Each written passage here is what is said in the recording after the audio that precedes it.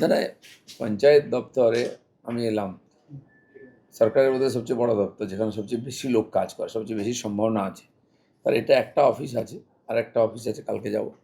কাজ একটা এখানকার যারা অফিসাররা ছিলেন, যেহেতু আমি অনেক দেরিতে এসেছি, তো তাদের সঙ্গে প্রাইমারি কথাবার্তা হলো, ইন্ট্রোডিউস হলো, বাজেট থেকে আরম্ভ করে কীভাবে প্ল্যানিং তৈরি হয়, কোথায় কী সমস্যা আছে। তো সেই ব্যাপারে একটা প্রাথমিক আলোচনা হয়েছে। কাল বাকিটা ওই অফিসে গিয়ে আলোচনা করব। তো এইটুকুই হলো, ইন্ট্রোডিউস হলো আর কি আমাদের যারা অফিসার আছেন তাদের সঙ্গে। পঞ্চায়েত দপ্তর এমন একটা দপ্তর যে কোনো রাজ্য সরকারের একটা গুরুত্বপূর্ণ জায়গা, সেই জায়গায় আপনি এই দপ্তরটাকে কীভাবে সাজাতে চান?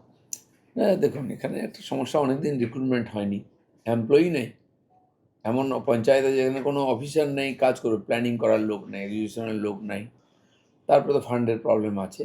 তো এটা অলরেডি কথা হয়েছে, আমাদের সিএম বলেছেন, মাননীয় কৃষিমন্ত্রী এসেছিলেন, তার কাছেও কথা হয়েছে। ফান্ড ধীরে ধীরে তারা, যেমন আবাস যোজনার ফান্ড আসবে, জিরামজির ফান্ড আসবে, কথা হয়ে গেছে, আসতে থাকবে। তো সেই অনুযায়ী তার সঙ্গে রিক্রুটমেন্টও করতে হবে, ম্যান পাওয়ার নাহলে খরচা করবে কি। এটা আজকে সেক্রেটারি সাহেবের সঙ্গে কথা হলো। তো সেই অনুযায়ী আগামী ক্যাবিনেট মিটিংয়ে যখন বিষয় উঠবে, আমি বিষয়টা রাখবো যে তাড়াতাড়ি ম্যান পাওয়ার চাই, লোক চাই, টাকা চাই, নাহলে কাজই হবে না। পঞ্চায়েত না চলে গ্রামের বিকাশ হবেই না। তো সেটা আমি আজকে বোঝার চেষ্টা করলাম, খানিকটা আবার একটু বসতে হবে, সময় লাগবে একটু, কিন্তু আমরা তাড়াতাড়ি এই ব্যাপারে কাজ শুরু করবো। না, গাফিলতি তো পুরোটাই আছে, ম্যান পাওয়ার রিক্রুটমেন্টই হয়নি। তো সেখানে কিন্তু অলরেডি কিছু 6,500 মতো এমপ্লয়মেন্টের জন্য পাস হয়ে আছে, কিন্তু তার জন্য ফান্ডও চাই। এটা প্রসেসিং আছে, আমার মনে হয় তাড়াতাড়ি ওটাও হয়ে যাবে।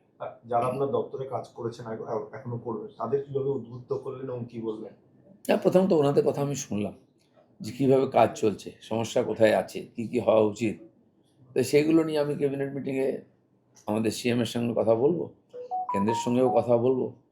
আর তারপরে ধীরে ধীরে আমি নিজেও ফিল্ডে যাব, জেলায় যাব, অফিসারদের সঙ্গে কথা বলবো, ওখানে ফলো আপ, মনিটরিং কী হচ্ছে না হচ্ছে এটাও দেখতে হবে।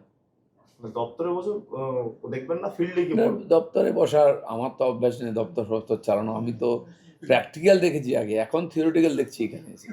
পঞ্চায়েতে কী হয় সে আপনারাও জানেন, দেখান, অনেক রকম ড্রামা হয়, সেসব কেন হয়, সেটা বন্ধ কী করে করা যায়, তার রাস্তা বার করতে হবে। সেই ফান্ড এসে পড়ে আছে, এটা ইউজ করার লোক নেই,